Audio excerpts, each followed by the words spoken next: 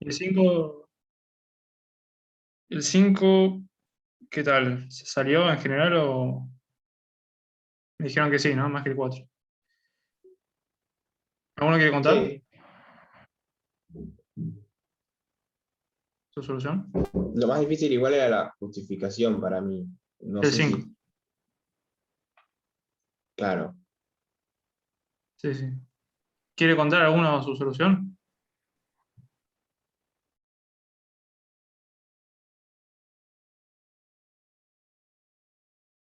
Bueno, si alguno quiere, dígame. Si no, cuento la mía. Pero si antes de que empiece, si alguno quiere contarla, que me diga. Bueno, enunciado es este, ¿no? Hallar los n tales que n por 2 a la n menos 1 más 1 es un cuadrado perfecto. Bien, entonces, si tenemos n, n por 2 a la n menos 1 más 1 es un cuadrado. Escribamos al cuadrado como k al cuadrado. ¿Qué es el primer paso que podemos hacer? ¿Qué es lo que hicieron como primer paso? Empezar a probar ¿Probar que congruencias? con números de n, ir haciendo una tabla de valores. Ok, si prueban un poquito, se dan cuenta que 5 es el único que anda, por lo menos hasta 10 más o menos. Sí, de 1 a 10 ponele que anda el 5. Y de uno a infinito también puede ser lo que anda. Sí, es el único que anda. Eh, Anda bueno, el pero 39. ¿podemos factorizar algo acá? ¿Se puede factorizar alguno de los dos lados o algo así?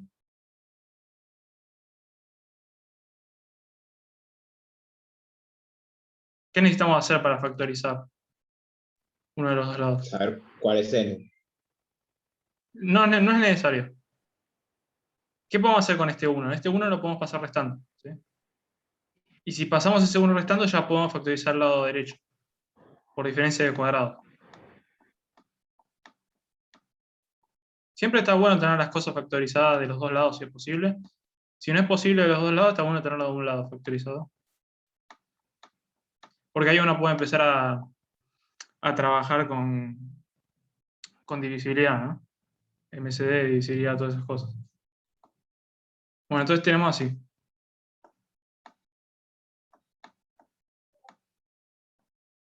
Bien. Podemos hacer un cambio de variable, ¿no? De llamar k menos 1 lo llamamos m. Y entonces k más 1 va a ser m más 2. Es lo mismo, ¿sí?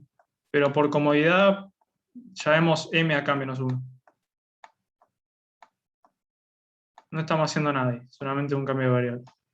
Y tenemos entonces esta ecuación. Ahora, fíjense que esto es una potencia 2, ¿no? O sea que tiene mucha eh, valuación 2. O sea, tiene el exponente 2 muy grande. Tiene el exponente 2 más o menos como n. Entonces, eso quiere decir que m por m más 2 tiene que tener muchos factores 2. ¿Sí? O sea, m y m más 2 se tienen que repartir los factores 2 de 2 a la n menos 1. Pero estos dos números, ¿podemos decir algo de su MCD? ¿Cuál es el MCD entre estos dos números? M, No, no. Entre m y m más 2 no es m, ¿no? Porque, por ejemplo, entre 5 y 7 no es 5.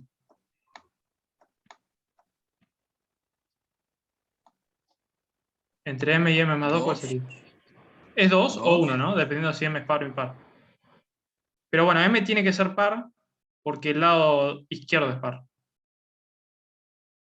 ¿Sí? Porque esto es una potencia 2. Salvo que n sea 1, ¿no? Si n es 1, esto es impar, pero pueden chequear el caso de n igual 1 y ven que no hay solución. N igual 1 no hay solución, entonces si n es mayor que 1, el lado izquierdo es par. Como el lado izquierdo es par, m tiene que ser par. Entonces el MCD entre estos dos números, el MCD es 2.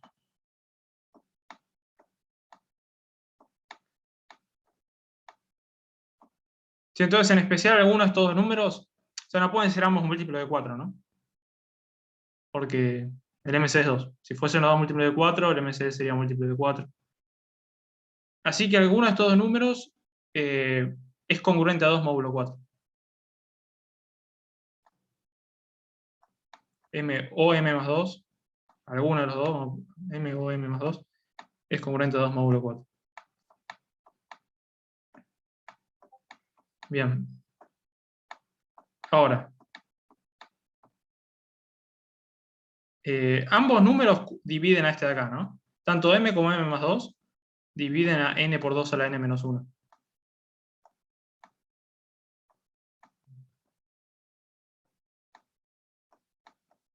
Separemos, no separemos en caso, vamos a tratar de hacerlo todos juntos.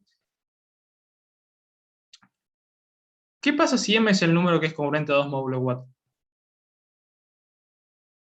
Si M es congruente a 2 módulo 4 y M divide a N por 2 a la N menos 1, ¿qué podemos decir?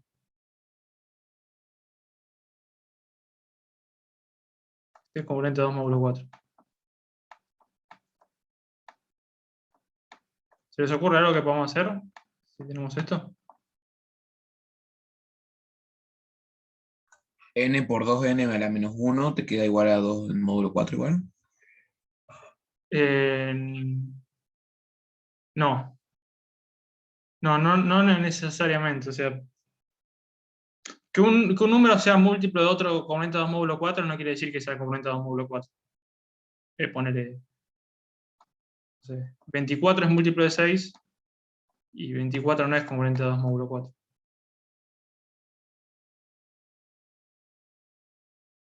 O sea, eso no, pero a ver, todas estas potencias, esta potencia 2, toda esta evaluación 2, estos exponentes 2, ¿nos interesan en realidad para esta divisibilidad?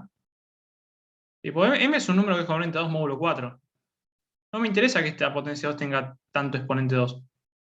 ¿Sí? Porque no aporta nada ese exponente 2. Se ve que no aporta nada. Como M es congruente a 2 módulo 4, sabemos que en la factorización de M, el 2 está elevado a la 1.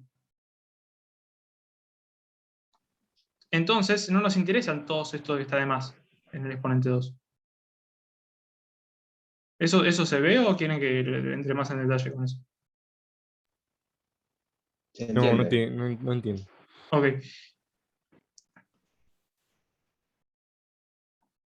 O sea, M es congruente a 2 módulo 4, ¿sí? Que un número sea congruente a 2 módulo 4 quiere decir que si miramos su factorización, en el primo 2 está elevado a la 1. ¿Sí? Después hay otros primos, ¿no? P1 al alfa 1, P2 al alfa 2, Z por PK al alfa K. Como es congruente a 2 módulo 4, quiere decir que está el 2 elevado a la 1. Ahora, un número es múltiplo de otro, ¿sí? Solo si cuando miramos cada primo, el exponente es mayor o igual. ¿Sí? O sea, M divide a N por 2 a la N menos 1, ¿sí? Solo si al mirar cada primo, los exponentes de este le ganan a los exponentes de este. ¿Eso está bien?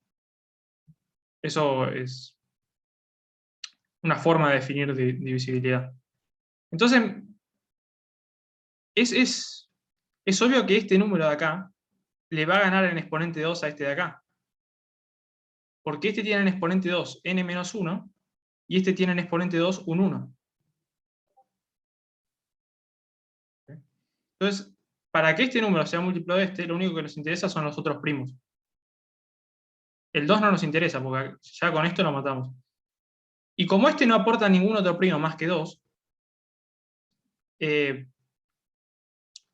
podemos afirmar que m divide a 2n, ¿sí? Todos los restantes factores 2 que tiene 2 a la n menos 1 no nos interesan para que sea múltiplo de m. ¿Sí? O sea, piensen en un ejemplo. ¿Qué tiene que pasar para que un número sea múltiplo, para que un número sea múltiplo de 14? ¿Sí? Tiene que ser múltiplo de 2 y tiene que ser múltiplo de 7. Entonces, pone que tenemos 14 divide a, no sé, 32n. 14 divide a 32n. Este 32, lo único que va a aportar es para el exponente 2. no va a aportar para el exponente 7, porque solamente contiene el 2 en su factorización. Entonces, como solo aporta para el exponente 2 y este tiene exponente 2, 1, podemos decir que 14 divide a 2n. ¿Sí? Porque 2 tiene exponente 2, 1.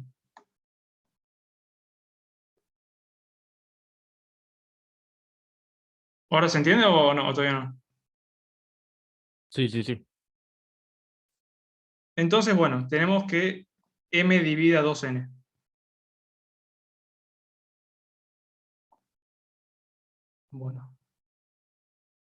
Bueno, si un número divide a otro, el número de la derecha es mayor o igual que el de la izquierda, ¿no?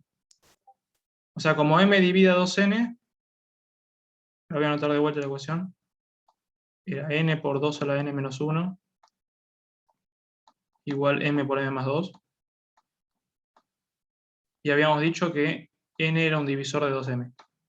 Esto si m era congruente de 2 módulo 4, ¿no? Si m es congruente de 2 módulo 4, entonces m divide a 2n.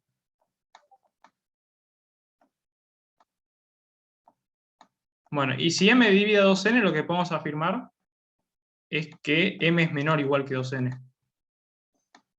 Porque son enteros positivos. Si un número es múltiplo de otro, es mayor o igual que él. Espera, ¿cómo lo digo? ¿Está bien? Bueno. Ahora, podemos hacer razonamiento análogo para el caso en que m más 2 es el número congruente a 2 módulo 4, ¿no? Sería hacer el mismo razonamiento. Si m más 2 es congruente a 2 módulo 4, hacemos lo mismo. O sea, sabemos que m más 2 divide a n por 2 a la n menos 1, pero como es congruente a 2 módulo 4, todos los factores 2 de la potencia de 2 esta, 2 a la n menos 1, no nos interesa. Lo único que nos interesa es que es múltiplo de 2. O sea, de esto podemos afirmar que m más 2 divide a 2n, igual que antes. O sea, es lo mismo. Entonces, si m más 2 es congruente a 2 módulo 4, con el razonamiento análogo, tenemos que m más 2 es menor o igual que 2n.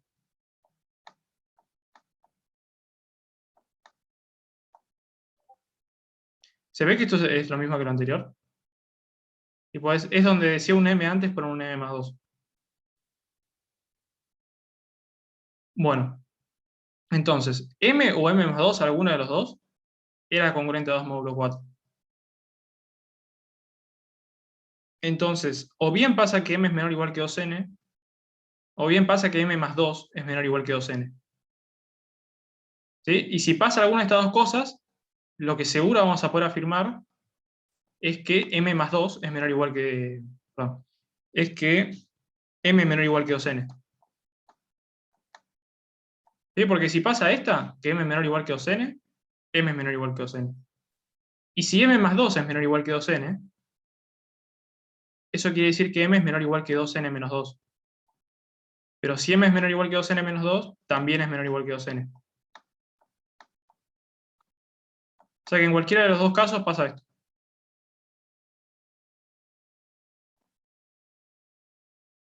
Bueno, volviendo a la ecuación de acá, esta ecuación, tenemos n por 2 a la n menos 1 es m por m más 2. Ahora lo que podemos hacer es tratar de acotar el lado derecho, con una desigualdad. ¿Sí? ¿Qué podemos decir del lado derecho, sabiendo esto de acá? Esto es menor o igual a qué cosa.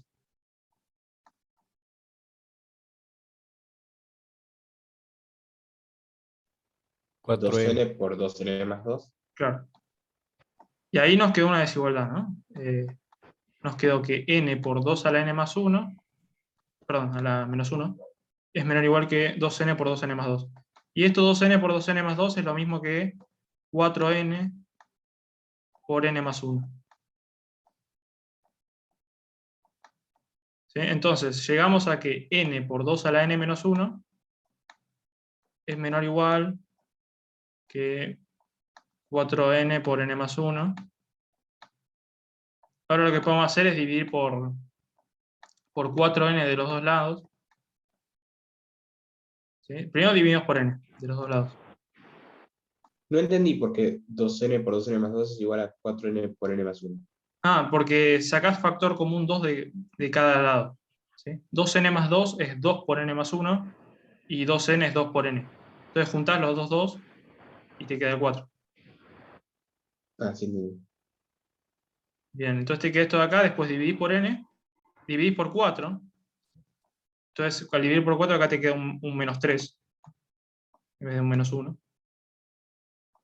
Y llegamos a que 2 a la n menos 3 es menor o igual que n más 1. Bueno, y acá como que ya esto pareciera mentira, ¿no? Porque esto de acá crece exponencialmente. Es una potencia 2. Vos cuando aumentás el n, esto se va multiplicando por 2. Y vos cuando aumentás el n, esto crece de a 1, ¿no? Linealmente. Entonces, para n suficientemente grande, esto debería ser una contradicción. ¿Y a partir de qué n empieza a fallar esto? A partir de n igual 6, esto es mentira. ¿No? Si se fijan, ¿cuánto les da para 6? Esto le da 7, esto da 8. Y para 7 todavía peor, y para 8 va a ser aún peor la diferencia. O sea, a partir de n igual 6, esto es mentira. ¿Quieren que demuestre rigurosamente por qué 2 a la n menos 3 es más grande que n más 1 a partir de 6? ¿O eso lo creen? ¿No lo pueden hacer? Verosímil. Creo que se entiende. Si quieren pensar una demostración de cómo se hace eso, es por inducción. ¿Sí? Dice el caso base 6 y prueban por inducción que este número es más grande que este a partir de 6. Se ve por inducción. Bueno, entonces, si n andaba, tenía que valer esta desigualdad. Pero entonces n no puede ser mayor o igual que 6, porque a partir de 6 esta desigualdad no vale. Entonces nos quedan chequear los casos de n igual 5, 4, 3, 2 y 1. Y esos casos los chequeamos a mano. Y de todos esos casos, el único que nos da una solución, como dijimos al principio, es el 5.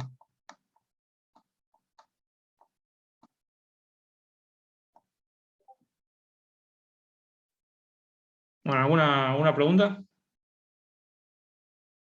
Yo fui probando en la calculadora y me dio que con n igual a 39 sí daba. A ver. Pero ¿cómo hace 2 a la... ¿Cómo El tema hiciste es 2 que a ese la es un 38? error de redondeo de la calculadora. Lo estuvimos viendo acá en La Plata, porque cuando salimos varios les había pasado lo mismo, pero si agarras la calculadora del teléfono, vas a ver que la raíz te queda, no sé, 32,000001. Y en realidad la calculadora te lo Claro. redondea a 0. Claro, no Te lo llega a redondea a un poner todos número los entero. dígitos, ¿no? En la pantalla. Entonces como En ese que caso lo te hice re redondea al mal, tipo, final. yo me reconfié de la calculadora, man. Claro, sí, sí. Hay que tener cuidado con la calculadora porque si es un número muy grande empieza a aproximar y todo eso y ya no te da exacto. El tema es que la calculadora no guarda más decimales de los que puedo mostrar en pantalla. Claro, por eso. Sí, sí. Entonces lo hice nefasto, man, que me reconfié de la calculadora. Bueno. Sí, igual sería raro, ¿no? Que ande el 5 y el 39. Así como, y los otros no, porque No, no como que no están encontraba. muy relacionados los valores. Esto tiene sentido porque es como un n chiquito y a partir de un punto deja de andar por cierta desigualdad. Pero que ande el 5 y el 39 es medio raro. ¿Alguna duda del procedimiento? ¿Sí? ¿Algún paso? Yo entendí todo. Bueno, bien. No sé si está Charo acá para contar el 5. Aquí estoy, sí. Bueno, dejo de compartir. Dale, pasamos al 4 Ah, entonces, 4, 4. al esperado. Paren que copio el enunciado. En eso con un compañero tuvimos una discrepancia, porque él lo plantea de una manera y yo de otra. Tengo entendido que hubo varios desacuerdos en cómo entender el 4 de nivel 2. Vamos a leerlo. La suma de varios enteros positivos no necesariamente diferentes, todos ellos menores o iguales a 10, es igual a S. Se quiere distribuir todos esos números en dos grupos, tales que la suma de los números en cada grupo sea menor o igual a 80. Determinar todos los valores de S para los que esto es posible. ¿Alguien quiere contarme primero cómo se debería entender el problema? O sea, ¿qué es lo que nos está diciendo? ¿Qué es lo que nos está pidiendo? Yo, Mira, que lo entendí mal, entendí que, porque dice determinar todos los valores de S para lo que esto es posible. Entonces yo entendí que si Ajá. había solo un ejemplo para ese valor, ya era posible, porque era un valor de S para el que era posible. Entonces, Ok. a mí me dio que eran todos los números entre el 1 y el 160. Pero Está bien. lo entendí así.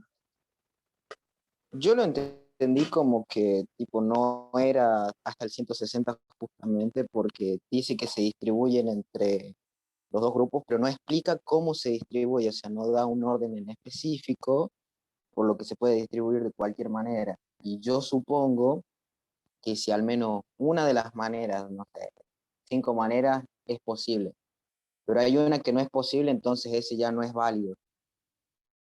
Exactamente. Eso está ¡Vamos! bien. Ahora, vamos Bien, a pensar entonces lo interpreté bien. por qué eso está bien. A nosotros nos dice, la suma de varios enteros positivos no necesariamente diferentes, todos ellos menores o iguales a 10, es igual a S. Entonces, nosotros podemos tener muchas diferentes sumas, ¿sí?, de enteros positivos, diferentes grupos de enteros positivos, para los cuales nos dé una suma S, ¿no? Y podemos, que nos dé una misma suma S, ¿no? Por ejemplo, no sé, podemos tener, a ver, 160 unos y nos da una suma de 160, o 16 10 y nos da una suma de 160. Entonces, en esos casos, S sigue valiendo igual, pero capaz que para uno funciona y para el otro no. Entonces, lo que nos está pidiendo el problema es determinar todos los S para los cuales todos los grupos que nosotros podamos formar funcionen. ¿Se entiende? ¿Ahora se entiende un poco más? O sea, ese tiene que ser igual para todas las distribuciones. Algo así. O sea, por ejemplo, nos pregunta, bueno, cuando S vale 2, para todas las distribuciones, ¿me funciona el problema? O sea, ¿me lo puedo dividir en dos grupos? Tal que cada grupo tenga una suma menor o igual a 80. Para cuando S vale 3, cuando S vale 4, cuando S vale 5, así. Cuando S, me puede preguntar hasta cuando S vale 1.000.000. Ya sabemos que mayor a 160 no va a poder ser, ¿no? Eso creo que, por lo que estuve charlando con las Olímpicas, la mayoría lo pudo determinar, ¿no? Pero ahora, por ejemplo, me pregunta, cuando S vale 140, ¿vale que para todas las distribuciones que yo me pueda hacer y para todos los grupos que yo me pueda hacer tal que la suma de 140 lo puedo dividir en dos grupitos? Eso es lo que me está preguntando de fondo el problema. ¿Se entiende un poco más ahora?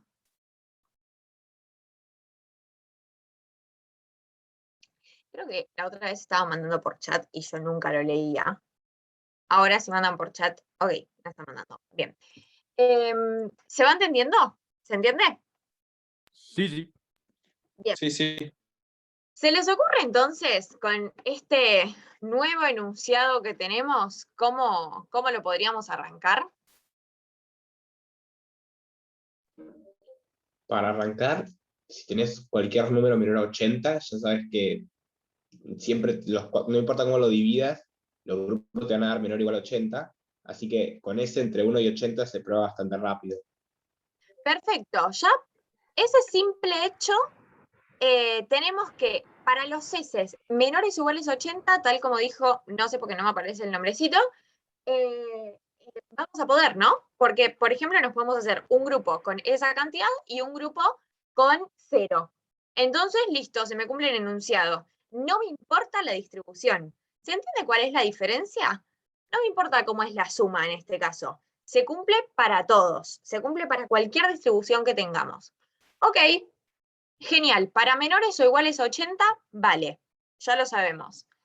Ahora, sabemos que para superiores a 160 no, ¿no? Porque siempre alguna de las sumas de los dos va a ser mayor a 80. ¿Se entiende eso? Sí. ¿Sí? Entonces, tenemos básicamente que para los S menores o iguales a 80, cumple. Para los S mayores estrictos a 160, no cumple. ¿Y qué pasa con los números del medio entre 80 y 160? Nos faltan bastantes casos, ¿no? Ahí es más complicado.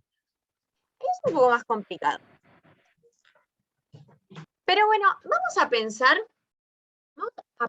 bien de fondo qué significaría que no podamos distribuirlos en dos grupos, ¿sí? Vamos a pensar que tenemos un grupo A y un grupo B, ¿sí? Y que A es mayor a 80. B todavía no sabemos. A es mayor a 80. Y B, bueno, claramente es menor a 80, ¿no?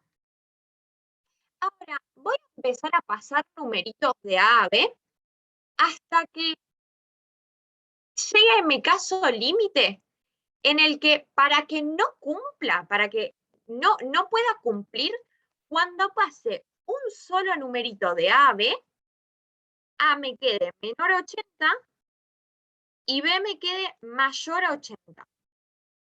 ¿Se entiende? O sea, es ese caso como que rompe todo, en el que yo tengo un caso que supera los 80, agarro algún numerito, lo paso para el otro y ahora el otro me supera los 80. ¿Se ve el caso que estamos analizando? Porque ese caso, que es súper específico, es el que tiene que pasar para que se me rompa el problema y para que no pueda hacer los grupitos. ¿Sí? ¿Se entendió? Sí. No es fácil de entender. Por las dudas lo pregunto muchas veces porque no es como la idea más complicada. Entonces, para que yo no pueda, en determinado momento, cuando tengo A mayor a 80, voy a pasar un numerito, alguno de los numeritos de A lo voy a pasar, y B me va a superar a los 80. ¿Sí? Entonces, pensemos, digamos, ¿qué es lo que estoy cambiando acá? En realidad, esto sería como A2, ¿no? Como el posterior. Entonces yo digo, en este paso del medio, en esta transición, lo que estoy haciendo es pasar un K, ¿sí? Con K sería mayor o igual que 1 y menor o igual a 10, ¿no? O sea, un entero menor o igual a 10, porque agarro un solo numerito de A y lo paso a B, ¿no? Paso un K de A a B. Entonces, yo voy a pasar de A y B a tener A menos K y B más K. ¿Sí? Sí. Bien, perfecto. Ahora, fíjense que hay como, bueno, primero que de acá a como mínimo, ¿cuánto vale en este caso que nosotros nos acabamos de definir? Como mínimo. ¿Cuál es el mínimo valor de A, perdón, para esto que nos definimos nosotros se puede llevar a cabo?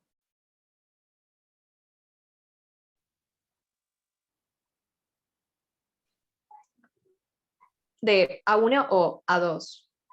De A1, del inicial. 81. Perfecto. A es mayor o igual a 81. ¿Sí? Y ahora, esto es P2, ¿no? Perdón que hice un montón de incógnitas. Perdón.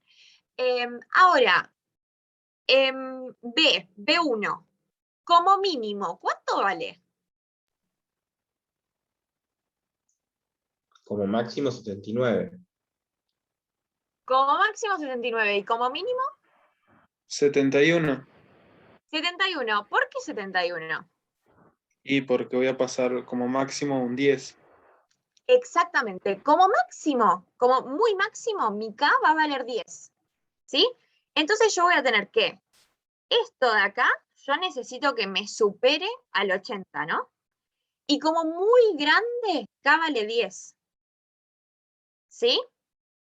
Entonces, como muy chiquito, B 71.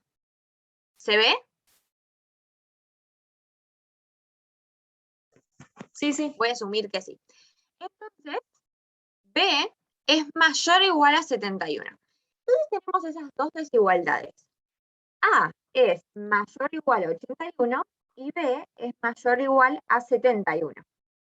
Bueno, pero puedo sumar esas desigualdades. El mayor lo sumo con el mayor y el menor lo sumo con el menor. Y los símbolos se me mantienen en el orden, ¿no?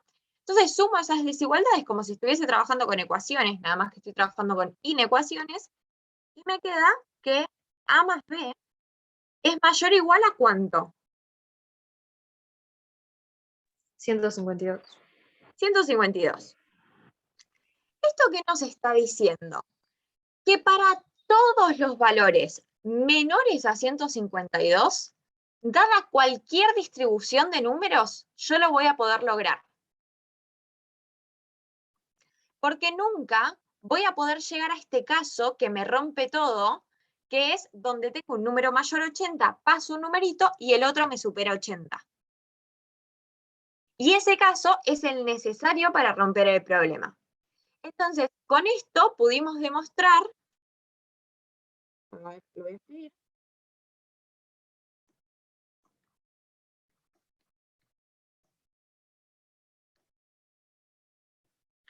Demostramos que para ese menor a 152 cumple. Entonces nos quedan poquititos casos, ¿no? Nos queda 152, 153, así hasta 160. ¿Estamos de acuerdo? Sí. Ahora, ¿qué tendría que pasar para que se me rompa el 152? Veamos específicamente el casito del 152. ¿Qué tendría que pasar? Donde 152 sería que A más B es 152, ¿no?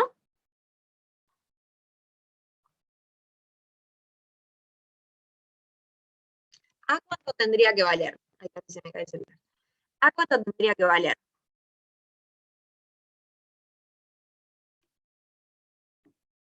80. ¿80 u 81? 81. Eso, 81. Casi. ¿Y B? 71. 71. Perfecto. Ahora, nosotros habíamos visto que tenemos que agarrar un K de A y pasarlo a B y que B me supere el 80. Entonces, en este caso, ¿cuánto tiene que valer mi K? 10. 10. Bueno, pero eso solo va a pasar si ya está todo compuesto de 10, ¿no? Porque si no me voy a poder agarrar otro numerito de A, pasarlo a B, y ninguno de los dos me va a superar 80 y va a estar todo divino. Entonces, Claro, solo se me va a romper si A tiene solo 10. pero es imposible porque 81 no es múltiplo de 10. Exactamente, es imposible. Voy a tener algún número que no sea múltiplo de 10. Voy a tener o un 1 o un 2, no me importa. Pero voy a tener un número menor a 10. Entonces, no se me va a romper nunca este caso tampoco. ¿Sí?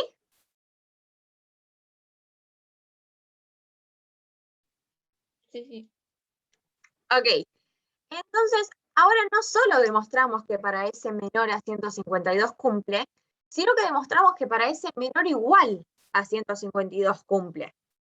¿Sí? Entonces, acá le podemos agregar otro signito. Entonces nos quedan los casos de 153, 154, 155, 156, 7, 8, 9 y 160. ¿Sí? Vamos a ver, eso se ve bastante simple a mano. Caso 153. Fíjate que el caso 153 es el que nos va a dar pie para poder demostrar que los siguientes no se pueden. Lo que vamos a hacer es buscar un ejemplo que lo rompa, ¿sí? Un ejemplo que no pueda dividir las cosas en dos grupitos con suma menor a 80.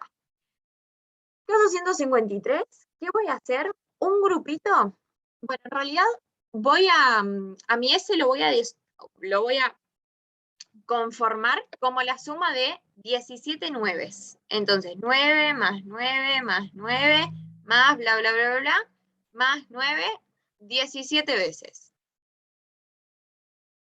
Yo les hago una pregunta. ¿Esto se puede dividir en dos grupitos con suma menor 80? Menor o igual, perdón, 80. No. No. ¿Por? Como mucho te queda un grupo de 9 y otro de 8. Y 9 por 9, 81. Exactamente. Va a haber algún grupo que mínimo use 9. 9 nueves. Y eso como mínimo tienen suma 81. ¿Sí? Ahora, vamos con el caso. Entonces, ¿se entiende por qué este caso no se puede? Porque hay un ejemplo, por lo menos, que me lo rompe. Y eso ya es suficiente para decir que ese S no se puede. Entonces, vamos con el siguiente. Caso 154. ¿Se le ocurre a alguien el ejemplo para este caso?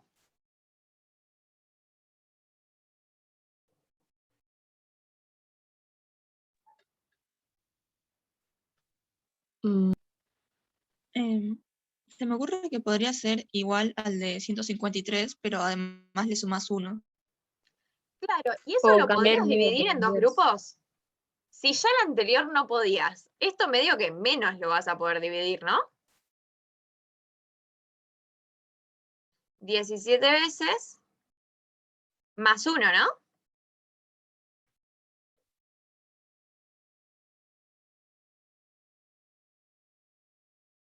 ¿Eso lo voy a poder dividir en dos grupos con suma menor o igual a No. 80? No. No. No. Bueno, entonces también se me rompe mi S igual a 154. Con el 155, ¿qué voy a hacer? Cambiar el 1 por un 2. Exactamente. ¿Y con el 156? Un 3.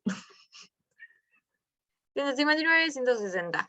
Entonces acá lo que voy a hacer es las mismas 17 más 2. Los mismos 17 más 3. Los mismos 17 más 4. Las mismas más 5. Las mismas más 6. Y las mismas más 7. Y demuestro que para ninguno de estos casos, desde el 153 hasta el 160 inclusive, voy a poder romper en dos grupitos con suma menor o igual a 80. ¿Se entendió? ¿Quedó alguna duda?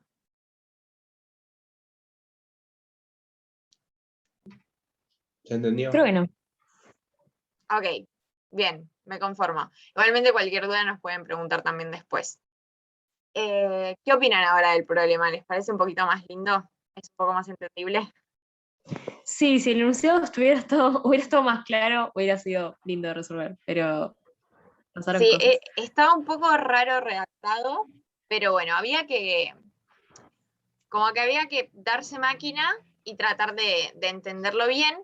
Muchas veces lo que nos sirve esto, para entender bien los enunciados, es que a veces nos resultan demasiado triviales los problemas, como demasiado fáciles.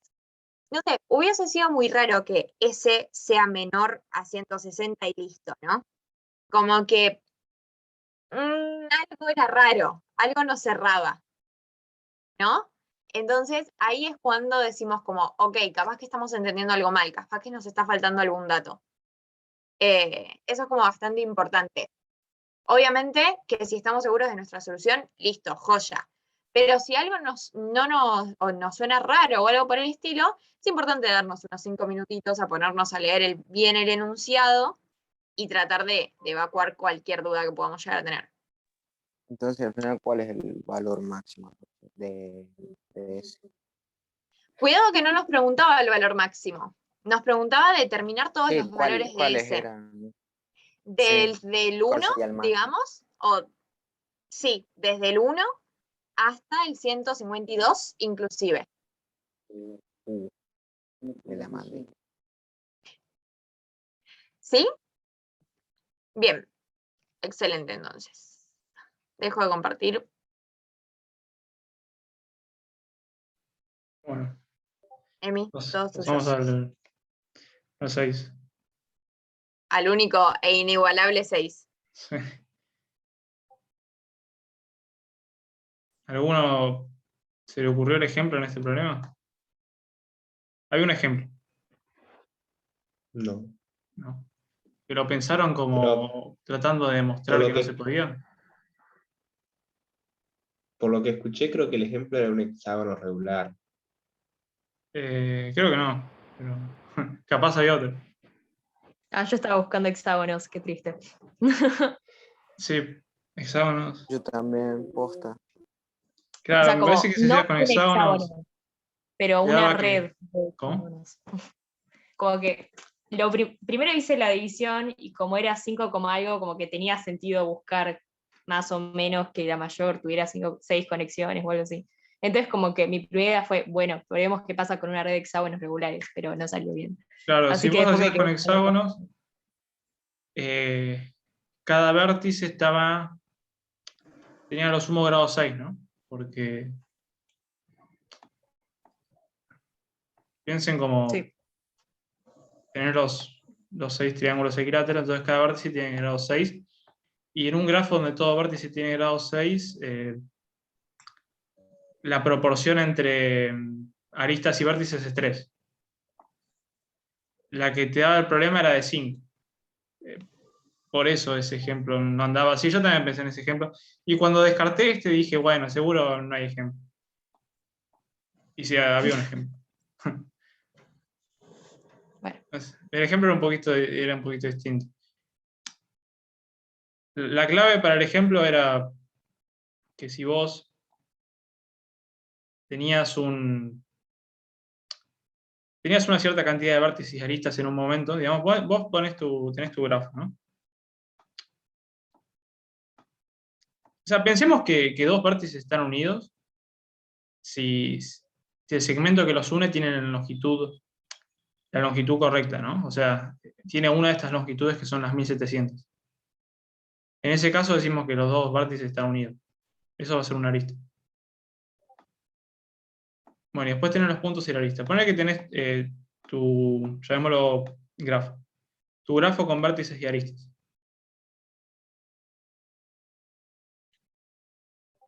Lo que podés hacer es, ¿qué pasa si trasladás todos tus puntos? ¿Saben lo que es una traslación del plano? No estoy segura. Oh, ok. Una traslación del plano es elegir una dirección, ¿sí? Una dirección con... Pensémoslo en el eje cartesiano, ¿sí? ¿Están familiarizados con el eje cartesiano, el eje XY? Sí. Sí. Se puede elegir una dirección en el eje cartesiano, ¿no? Que es un angulito con el eje X. Por ejemplo, si este ángulo es de 45, esta dirección determina un ángulo de 45 con el eje X. Y una vez que elegimos una dirección, podemos trasladar todos los puntos. Bueno, que tenemos un punto, ¿no? Y lo que hacemos es, lo movemos paralelamente a este segmento.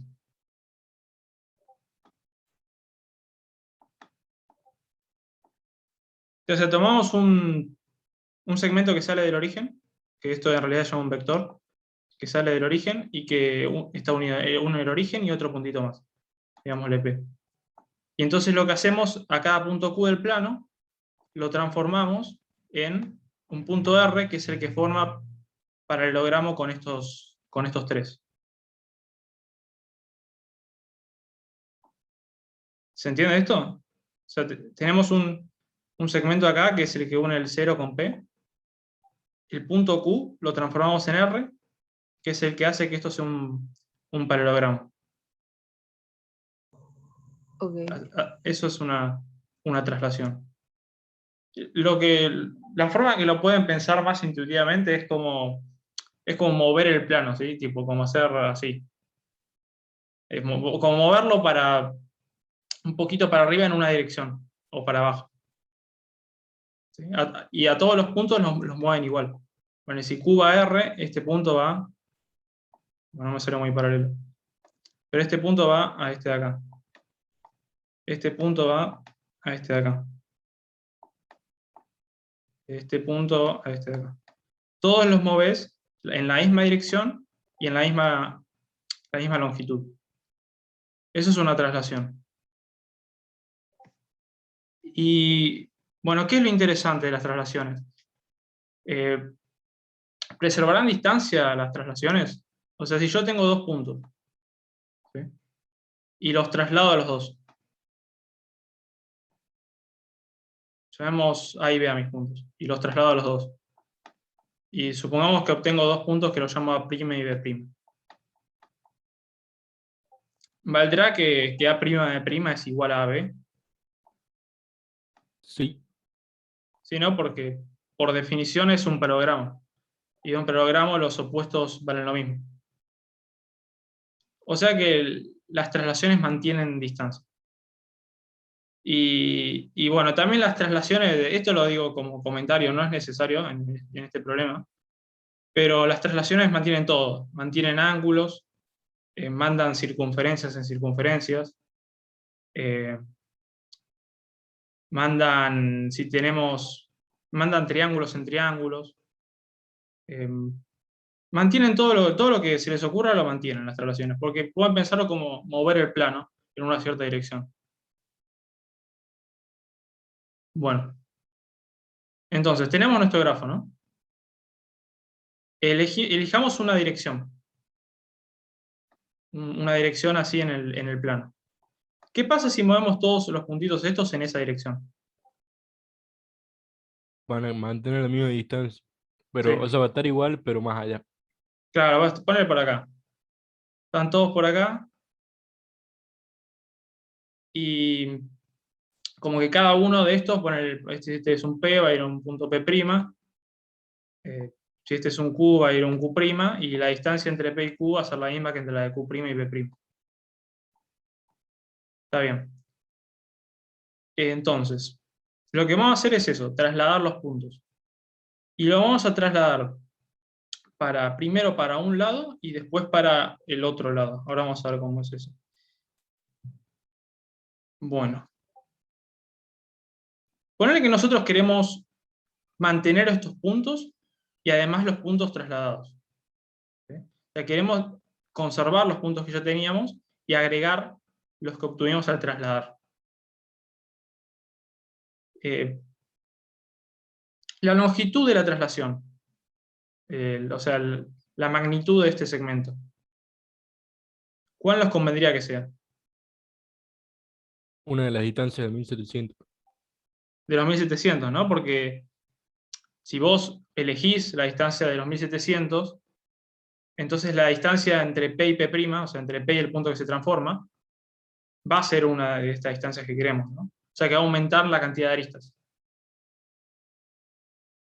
Entonces hacemos eso, lo que dijimos recién. Poner que en algún momento nosotros tenemos nuestro grafo con nuestros vértices y aristas. Lo pongo así como una bolsita, pero no es para que se vea que acá adentro están todos nuestros vértices y aristas. Y los trasladamos primero en cualquier dirección, en la dirección que sea. Ahora vamos a ver bien en cuál dirección, pero ponerle que lo trasladamos en cualquier dirección, ¿no? Y con una longitud, la longitud de esta traslación va a ser la de los 1700, ¿no? Llamemos X esa longitud. Y trasladamos todos estos puntitos, los tenemos acá ahora. Bueno, ¿qué podemos decir sobre la cantidad de aristas? Pero primero sobre la cantidad de vértices. Al hacer esta traslación, ¿no? Agregar estos puntos. ¿Cuántos vértices más va a haber? Se va a duplicar la cantidad. Ah, no, vértices. Bueno, se va a duplicar la cantidad de vértices, pero también le da aristas. Claro. Sí, sí, la cantidad de vértices se duplica. Eso seguro, ¿no? Porque estás poniendo todos los de acá a acá. O sea que si tenías B vértices, ahora vas a tener 2B. Pero la cantidad de aristas, vos dijiste que se duplica, ¿no? Porque tenés Se triplican. Porque casi. tipo, No. se duplica en el coso, pero como la distancia también es X, ahí tenés más aristas del punto, por ejemplo, P al punto P'. Claro. Claro, en realidad no se triplica. Ahora vamos a ver que es casi eso lo que dijiste vos.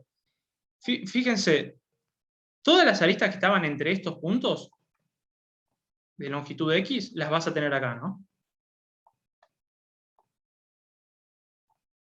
Entonces, supongamos que acá había E aristas de longitud X. Entonces, acá también vas a tener E aristas de longitud X. Eso para los que habían dicho que se duplicaba. O sea que vas a tener 2E, pero se agregan otras aristas más de longitud X. ¿Sí? A Se cada agregan B. punto... ¿Cómo? Claro, claro, con cada punto tendrías como el que Una sale más. de su reflejo tendría esa distancia también. Así Claro. que sería como 12 más B. Exacto. 2E más B. Entonces, pasamos de tener EB a tener 2B, E más B. Lo que nos gustaría es que haciendo este proceso, la proporción aumente, ¿no? ¿Cuál es la proporción que nosotros queremos que sea grande? La de la cantidad de aristas sobre la cantidad de vértices, ¿no? Nuestro objetivo es que este número llegue a ser aproximadamente 5. Entonces queremos que la proporción vaya aumentando, ¿no? Haciendo esta operación. Y fíjense, nosotros si tenemos E y B, ¿no? Y los cambiamos por 2C más B, 2C más B y 2B. ¿Cuál de estos dos números es más grande? 12 más B sobre 2B. Claro, o sea que no nos conviene, ¿no? Nos conviene porque aumenta la proporción. O sea que vamos a hacer esto, ¿no? Y ahora la pregunta es, ¿por qué lo tenemos que hacer solo una vez, no? ¿No podemos trasladar para otro lado, además? Digo, porque ya trasladamos para acá. Ahora, ¿qué pasa si trasladamos este mismo, pero también, no sé, para allá? ¿Qué pasa si hacemos eso y ahora lo tenemos acá? ¿Por qué no trasladamos las dos traslaciones, digamos, los dos que quedan, se los trasladan para allá? Y te quedan como 4. ¿Cómo cuatro? O sea, trasladarlo trasladado también. Ah, sí, sí, pero antes, eso es lo que vamos a hacer después. Pero antes de hacer ese paso de volver a trasladar los dos, ¿no podemos trasladar este mismo una vez más, tipo, para tener este y dos más? ¿Nos convendrá eso o no? Mm, ¿Ustedes qué dicen? Sí, Es se que- está aumentando la proporción de vuelta. pero A la ver, pregunta es, pensemos. ¿la proporción Eh, aumenta? Perdón, pero ¿la proporción aumentaría más duplicando solo por uno? O sea, o agarrando y reflejando los dos. Ahora, vamos a hacer esa cuenta. Esta era la proporción cuando reflejabas, cuando trasladabas solamente para un lado. ¿Sí? ¿Qué pasa si trasladas para acá y para acá? La cantidad de vértices se va a triplicar, ¿no?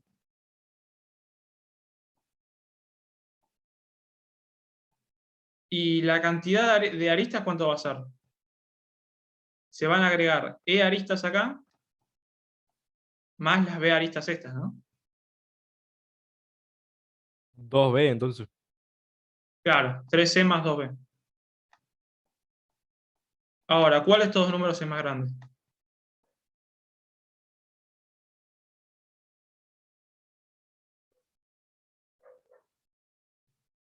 ¿Cuál de estos dos números gana? El 3E más 2B Ajá. sobre 3B. O sea que nos conviene, ¿no? O sea, nos conviene hacerlo dos veces, tipo, trasladar dos veces. Pero además nos va a convenir todavía más si lo que hacemos es que estos dos vectores, digamos, estos dos direcciones, formen un ángulo de 60. O sea, estos dos vectores tienen longitud X, ¿no? Pero ¿qué pasa si tienen un ángulo de 60? La conexión entre los otros dos también sería una arista y por lo tanto aumentaría la cantidad Claro. de vértices. Si esta dirección y esta forman un ángulo de 60, eso quiere decir que, ¿cómo es? Que si nosotros, miremos bien cada puntito, ¿no? Tenés un puntito acá, un punto P, lo trasladás para acá, tenés P'. Ahora lo trasladás para acá, tenés P''. Este triángulo, P', P', va a tener P', va a valer X, y P', va a valer X, ¿no? Porque es trasladar para los dos lados. Y este ángulo es de 60. Entonces va a ser un equilátero, ¿no? Y como es un equilátero, la longitud de este P', también va a ser X.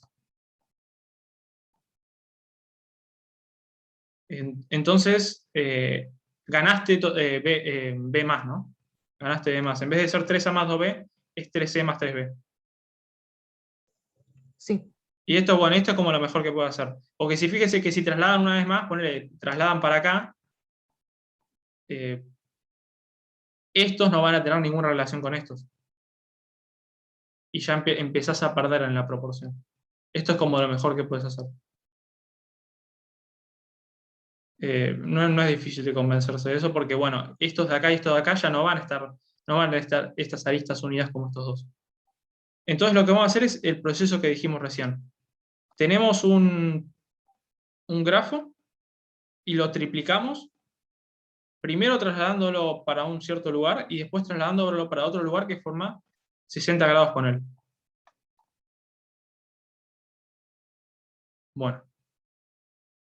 Entonces, ¿qué dijimos? Habíamos dicho que si teníamos un grafo con E aristas y B vértices, podemos convertirlo en un grafo con 13 más 3B aristas,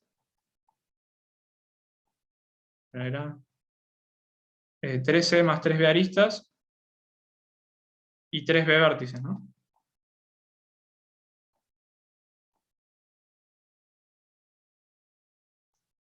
Sí. Bueno, ¿cuál piensan que puede ser el comienzo de nuestro proceso? El grafo inicial donde podemos empezar este proceso. Un triángulo equilátero. Sí, podría ser, pero no había pensado en eso. Sí, podría ser el equilátero también. Bueno, la verdad no hice la cuenta para el equilátero. Después, si quieren, pueden probar a hacer la cuenta para el equilátero para ver si queda. Pero con el que empezás el proceso es con el rombito, que es pegar dos equiláteros. Puede ser que también dé para el... No sé, no sé si da para el equilátero, pero para este da la cuenta. Arrancás por acá.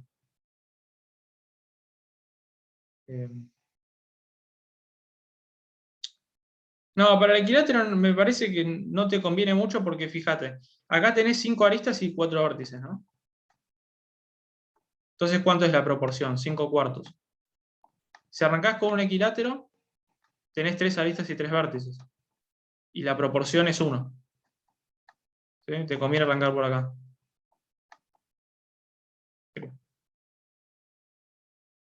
Bueno, entonces arrancás por acá. Tenés inicialmente 5 y 4. Después de hacer el proceso una vez, acá pongamos aristas y acá vértices. Arrancamos con 5 y 4. Después de hacer el proceso una vez, E va a ser 5 por 3, más, 3 por 5 más 3 por 4, 27 y 12, ¿no? Después, acá vamos a tener 36 y 117, ¿no? Después vamos a ¿Por qué tener pasamos de 5? 351 más 408, perdón, más 108, que es 3, O sea, ahí lo que estaríamos haciendo sería de- desplazarlo 2 veces, varias veces, digamos. claro, eso mismo.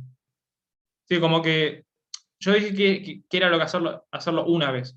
Cuando lo hacíamos una vez, pasamos a tener E aristas y E vértices, a tener 3E más 3B aristas y 3B vértices. Eso de hacerlo una vez. Bueno, entonces lo hacemos varias veces. A ver qué pasa.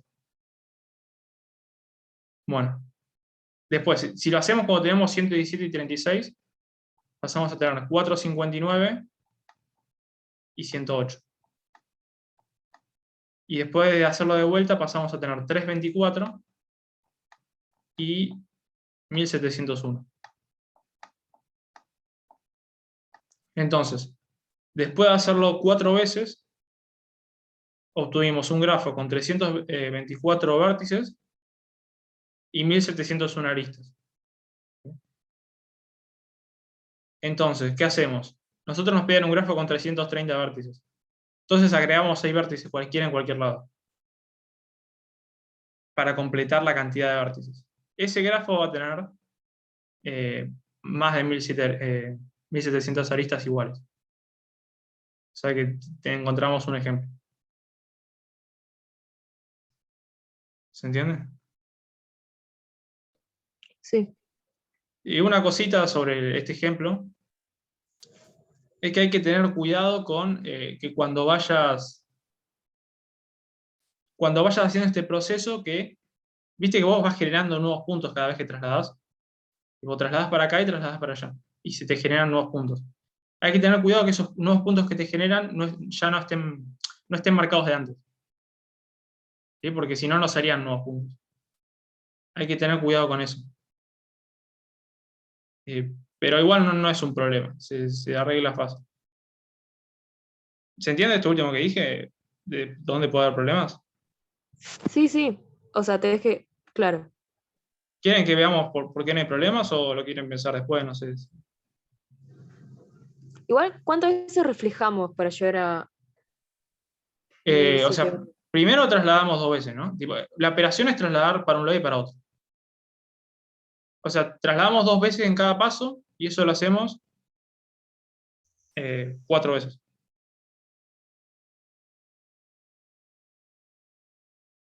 Igual el rombito ese no es de 60 grados también. O sea, cuando lo desplazamos la misma distancia y tiene el mismo ángulo y lo desplazamos en el mismo ángulo, Claro, es lo como que, que lo sí o que sí pasa el con el punto tiene rombito que es que ser igual. nosotros no lo trasladamos 60 grados. Sí, si nosotros trasladamos todo 60 grados, vamos a repetir vértices. Entonces lo que hacemos es trasladarlo, no sé, ponerle 40 grados. Digamos, en vez de trasladarlo en esta dirección, lo que hacemos es trasladarlo en esta dirección. Y ahí ya no se nos pegan los vértices. ¿Ves? Nos queda así.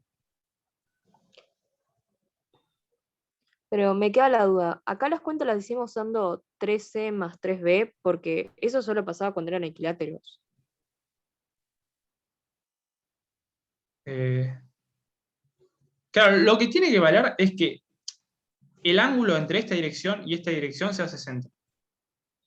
Sí, sí, o sea, no, pero mi pregunta es, Sí. si usamos siempre 13 más 3B, eso no está mal porque como le reflejamos 4 veces, ya la última no sería 3E más 3B porque no hay un equilátero de 4 vértices. Ahí no Creo que, repetimos o sumamos algo de más. creo que lo que está diciendo es así. Imagínense esto, perdón, me meto un toque. Ustedes tienen el rombito, ¿no? Y lo reflejan, entre muchas comillas, lo trasladan, mejor dicho, 2 veces. Entonces les quedan 3 rombitos, ¿no? Eso se lo imaginan como una nueva mancha. A esa nueva mancha la trasladan de nuevo 3 veces. Y eso se lo imaginan como una mancha un poco más grande. A esa mancha un poco más grande la trasladan 3 veces. ¿Se entiende? Eso. Como que va cambiando qué es lo que van trasladando. Eso. O sea, es recursivo. Nosotros empezamos desde algo muy chiquito, lo trasladamos 3 veces. Nos forma otro conjunto, lo trasladamos 3 veces. Nos forma otro, lo trasladamos 3 Bueno, en veces. realidad 2 veces. Bueno, eso, perdón. ¿Se entiende? No es que volvemos a trasladar el inicial, No. sino que nos formamos otra mancha, otra bolsa, y eso lo trasladamos.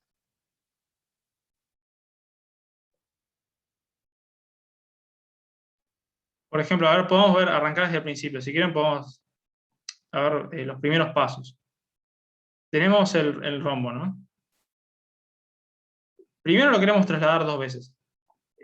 Un ángulo que no tenemos que trasladarlo es 60 grados. ¿Por qué no podemos trasladar el rombo 60 grados? Porque si lo trasladamos 60 grados, este punto va a caer acá, ¿no? Y no queremos que pase eso. Entonces, ponerle que lo trasladamos otro ángulo, cosa que no coincidan los puntos. Poner en esta dirección, un ángulo de 40 grados.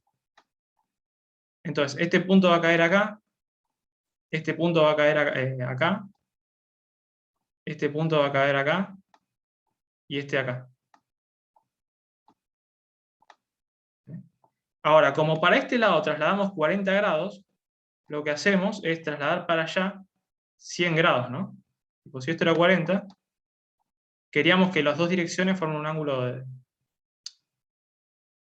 60. Entonces trasladamos 100 grados para allá, y nos va a quedar otro rompito por acá.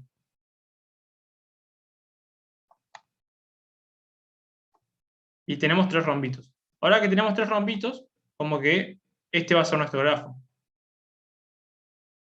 Y lo que hacemos es trasladarlo para un lado y después para el otro. Siempre asegurándonos que estas dos direcciones forman un ángulo de 60 grados. Y que no nos coincidan puntos. Siempre asegurándonos esas dos cosas. Y haciendo esto reiteradas veces, llegamos a un grafo con estas cantidades.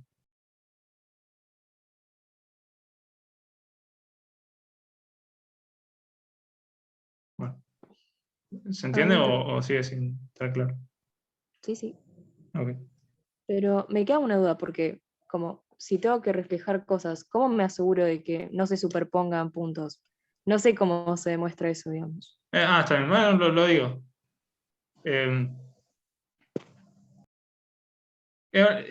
No reflejar en realidad, si trasladas, pero igual si reflejar Sí, sería pero- la misma idea. Os digo reflejar porque es como que queda igual, pero Sí. tiene razón, es trasladar. O sea, ponele que vos lo tenés así, ¿no? Este es tu grafo. Si vos trasladaras 60 grados esto, una longitud de X, tendrías problemas. ¿Sí? Porque este punto, ponele, caería acá. Entonces repetirías vértices. Entonces lo que tenés que hacer es trasladar un ángulo que te asegure que no coincidan vértices, ¿no? Concentrémonos en este puntito de acá. Cuando nosotros lo trasladamos, queremos que no coincida con ninguno de los restantes. ¿Qué es lo que dijiste vos recién? Ahora, este punto con cada uno de los restantes forma un cierto ángulo. Por ejemplo, este punto P con el punto Q forman un cierto ángulo. Entonces lo que hacemos es miramos cuál es el ángulo que forma PQ y no trasladamos ese ángulo. Y hacemos lo mismo para cualquier par de puntos del grafo. No trasladamos ningún ángulo que formen 2 puntos del grafo. Haciendo eso, nos aseguramos que no coincidan puntos. ¿Sí? ¿Y por qué podemos elegir un ángulo que no sea ninguno que formen 2 puntos de grafo? Porque hay finitos ángulos que forman 2 puntos de grafo. Y hay infinitos ángulos. Claro. Entonces vas a poder elegir un ángulo que no forman 2 puntos de grafo, trasladás ese ángulo y no coinciden vértices. Muy bien, gracias. Bueno, ya está, ¿no? Si quiere alguien preguntar algo más, o si no, ya. Les iba a decir, bueno, obviamente sí. si quieren preguntar algo más, y a la vez si pueden conseguir una cámara y prender cámara y sacamos una foto para el backup de OMA, si es posible, si no, claramente no. ¿Les quedó alguna duda de algo? ¿Nada?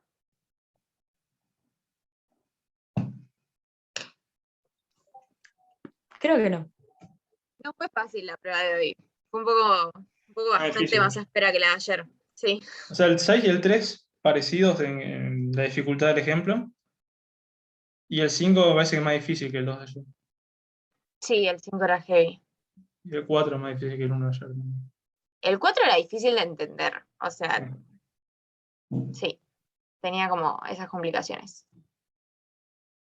Bueno, prenden cámara.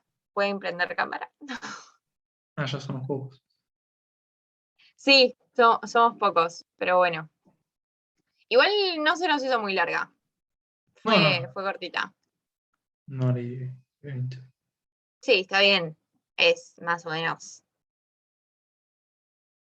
La resolución de nivel 3 del otro día de Ñandú duró, no sé, mucho tiempo. Ah, Más de dejo 2 horas y media, me parece. Dejo de grabar.